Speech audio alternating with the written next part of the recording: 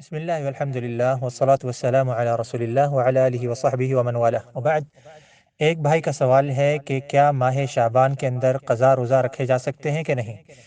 تو اس بارے میں گزارش ہے کہ بالکل شعبان کے مہینے میں آپ قضا روزے رکھ سکتے ہیں، اور نبی کریم صلی اللہ علیہ وسلم کی ہمیں حدیث ملتی ہے کہ آپ صلی اللہ علیہ وسلم اس مہینے کے اندر کثرت سے روزہ رکھا کرتے تھے، یعنی کہ نفلی روزہ رکھا کرتے تھے، جیسا کہ صحیح بخاری اور صحیح مسلم کی حدیث ہے۔ حضرت عائشہ رضی اللہ عنہ فرماتی ہیں کان رسول اللہ صلی اللہ علیہ وسلم یصوم شعبان کلہ یصوم شعبان الا قلیلا، کہ آپ صلی اللہ علیہ وسلم پورے کے پورے شعبان کے مہینے میں روزہ رکھا کرتے تھے سوائے چند دنوں کے۔ تو یہ آپ صلی اللہ علیہ وسلم کے وہ روزے تھے جو نفلی روزے ہوا کرتے تھے۔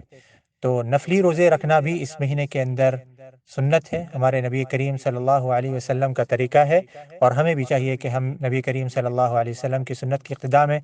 روزہ رکھا کریں۔ اور اگر کسی کے فرض روزے رہ گئے ہیں اور اس نے ابھی تک وہ روزے نہیں رکھے ہیں پچھلے سال کے رمضان کے، تو اس کو چاہیے کہ اب وہ جلد سے جلد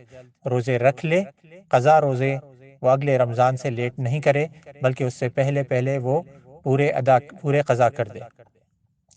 یہاں پر سوال یہ پیدا ہوتا ہے کہ نبی کریم صلی اللہ علیہ وسلم کی ایک حدیث ملتی ہے کہ آپ صلی اللہ علیہ وسلم نے شعبان آدھے ہونے کے بعد، آدھا شعبان کا مہینہ گزرنے کے بعد روزہ رکھنے سے منع کیا ہے۔ تو اب کوئی شخص اگر روزہ رکھنا چاہتا ہے تو وہ کیسے رکھے گا؟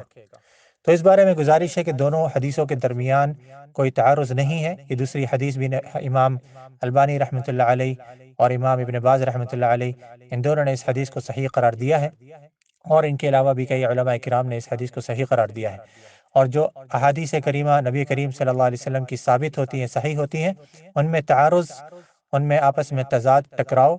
ناممکن بات ہے۔ تو ان دونوں حدیثوں کو جمع ایسے کیا جائے گا جیسا کہ علماء کرام نے فرمایا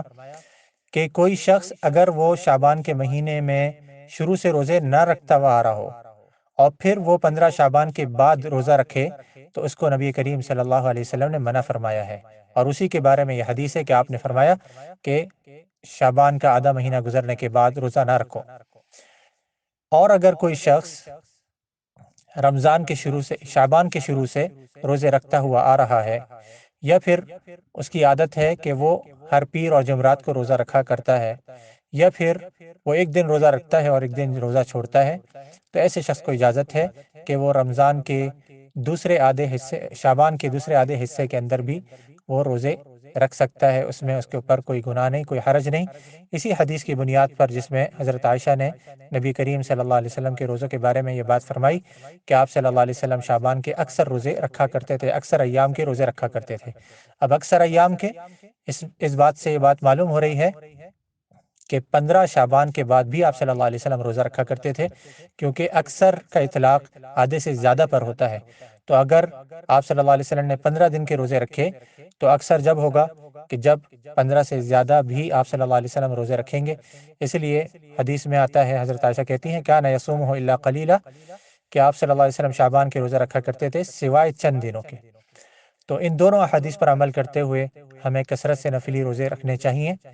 شعبان کے مہینے کے اندر بھی۔ ہاں، ابتدائی طور پہ 15 شعبان کے بعد سے روزوں کی ابتدا نہیں کرنی چاہیے جو نفلی روزے ہوتے ہیں، لیکن ہاں اگر کسی کے قضا روزے رہ گئے ہیں تو وہ یقیناً وہ پہلی صورت کے اندر روزے رکھے گا رمضان کے داخل ہونے سے پہلے پہلے۔ اللہ تعالی ہمارے روزوں کو مقبول فرمائے، اپنی بارگاہ میں قبول فرمائے۔ وآخر دعوانا الحمد للہ رب العالمین۔